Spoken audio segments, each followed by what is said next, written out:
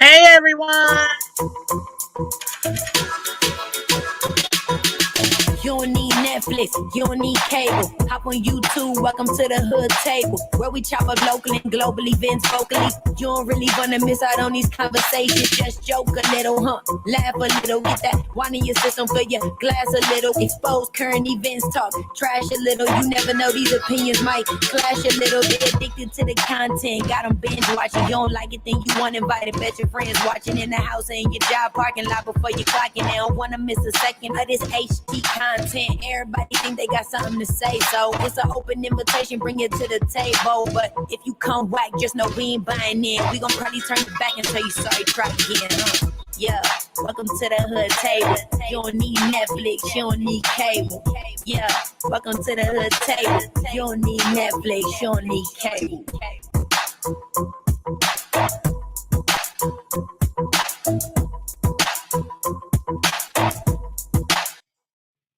Hey everybody, what's up? Come on in, come on in, come on in and be a friend, make a friend. Please make sure you like and share the video. Subscribe to the Hood Table if you're not already subscribed, please, and thank you very much. I really do appreciate that. Now, today we are going to be reviewing another episode of The Shy. Excuse me. Season 4, episode 8 of The Shy, and it was titled Love Jones. So make sure you guys, especially if you watched it, leave me some comments in the chat. Let me know what you think about any of the characters or the storylines or anything that I might have spoke about. So now, during the last episode, Keisha, she finally decided out what she wanted to name her baby, which was Ronnie. She named him after Ronnie Davis, the old guy who had helped her escape from her kidnapper. And right away at the beginning of the episode, it became really clear why it would also call Love Jones. And after hanging out from Emmett, Keisha overhears Kevin, as Keisha calls it, acting real thirsty over Lene. You know, the one who he was playing video games with last week. Keisha gave her brother a little piece of advice. If you want to get out of the friend zone, then fall back instead of acting so thirsty. Because as she says, some girls like dudes that just don't give a. I don't know if that's true. Is it? I don't think so. See, me personally, I've always liked a dude who didn't smother me too much. You know, but who wants a dude that just doesn't give a damn? I don't. Nope. Can't do it. Now, I'm sure Keisha, deep down inside, really doesn't feel that way. As a matter of fact, I'm glad she finally decided to accept her coworker Christian's offer to go out on a date with him. Because Keisha, she's such a very beautiful black woman. She deserves a good man. She's been through so much in her young life. But will she have enough room in her heart to truly allow someone else to come in? I mean, it does seem like Christian might be exactly what she needs. Do you guys think so? Let me know. In fact, for the first time in a long time, she actually let down her walls a little bit, just a little bit, but she did let them down, allowing Christian to hold her and comfort her after she freaked out at the poetry night. Shoot, she even allowed him to kiss her at the end of the night. And did y'all see that scene? I just love that scene. I love a rain love making scene or romantic scene. Both of them were soaking wet, standing in the rain on the porch, kissing each other after a wonderful evening together. So I'm really anxious to see where this is going to go with these two or how far Keisha will allow it to go. Now, on to Papa, who is still desperately trying to get his woman Maisha back. He even paid her a visit at her crib, and despite how smooth and suave and loving Papa is, Maisha isn't ready for them to become a thing again. Not yet, at least. Not yet. So now Papa had to devise a plan, which included his friend Kevin's help to try to get Maisha back at a party he threw for her.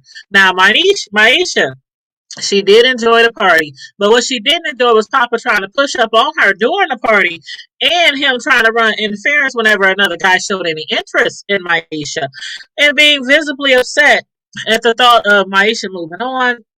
Kevin reminded him that sometimes you have to give women space so that they can have time to find their own happiness or some shit like that. I don't know. But for now, Maisha, she just wants to be friends, not lovers, with Papa. And please tell me, why do people who are in failed relationships or just broke up from somebody, why do they give the best damn advice? Like, you got so much good advice. Why aren't you still in a relationship? But anyway, now, while Kevin was more than willing to help Papa, get his girl Maisha back, Trig had convinced Jake to have a one-on-one with Kevin because Jake knows just how the bro code goes. It's bros before hoes, but not if those bros are disrespecting your hoes or your girlfriend or your wifey. Still, yeah, Jake insisted that he'll only speak with Kevin if Trig reaches out to his friend Rashad. Trig's friend who was disrespecting Imani for not being a natural born woman. Now, I don't know if Trig actually spoke to Rashad, but at Maisha's party, Jake did approach Kevin to apologize about hooking up with Gemma. And Kevin, he acted like he was cool with it. All of a sudden he cool with it, all that kind of stuff. But he was just like, please just promise not to hurt her. Please just promise not to hurt her. And if you can do that, then all he just wants is for them to be happy. So they did have a little heart to heart talk after a while, being upset with each other for so long. But look who's jealous now. The entire time Gemma was dancing with Jake, she had her eyes on Kevin. She's like, I see you, nigga. I see you. Kevin was dancing all night with some other chick. And I almost thought that at the end of the party that the two of them, Kevin and Gemma, was going to share a kiss after, sharing how they feel about each other and apologizing and all that. But they didn't. They did. But what do y'all think? For some reason, I think I have a feeling that Gemma is going to try to eventually hook back up with Kevin. Like, she is going to be like, the grass isn't greener on this side, but will he allow her back in? Y'all let me know what y'all think about that. And then finally, after, Emmett and Tiff, I just want them to just work things out so bad. But anyway, Emmett, he was extremely pissed off at Tiff for still, hanging out and staying all night with that other dude, Dante.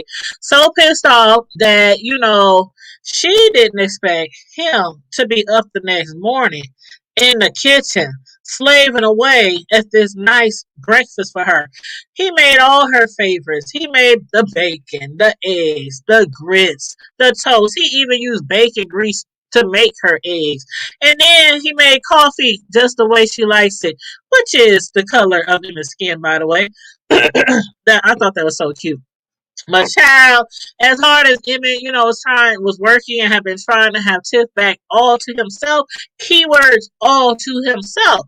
Why the hell would she still want to be sleeping around on him? I don't get it. It's to me it seems like he's really, really trying and putting forth all his effort, all the efforts he can, to try to get her back all to himself. So again, we are back at Love Jones. Love Jones, the title of the episode. Emmett thought it would be a great idea to do a little Love Jones role, playing with his Love Jones role playing with his wife, Tiff. And it actually was a really nice romantic idea. He showed up at the door. He had the black jacket on, all dressed in black. He showed up with a record or a CD in this case, replicating Lorenz Tate and Love Jones. And Tiff, she was all for that little exchange between the two of them. So much so that they ended up going to a nice comedy club, further acting out scenes from Love Jones. And everything was going all good up until Emmett at the end of the night took Tiff back to where they first met to present her with a gift, which was an upgraded wedding ring. Now, of course, like any woman, she was ecstatic about it. She was excited about it. And right then is where I was like really rooting for their relationship because I know that Emmett really does love her. And not just love her, but he is in love with Tiff, which is why he never really actually wanted them to have this open relationship or this open marriage. But despite him being as romantic as he can be and promising never to cheat on her again, Tiff doesn't want to chance that at all. She wants to continue being in an open relationship or at least continue messing around with that Dante because, as she says, she enjoys having a variety of men in her life. Something that Emmett might not no longer be willing to stick around for. As a matter of fact, he told her that he doesn't think he can remain married to her if she doesn't close their open relationship. So, what do y'all think?